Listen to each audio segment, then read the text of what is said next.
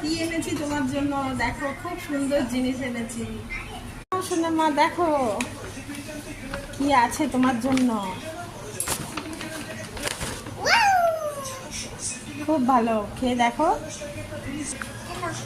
খুব সুন্দর, টেস্টি। খেয়ে দেখতে মানে কি সুন্দর লাগে। ভালো, দেখো এবার খেয়ে দেখো।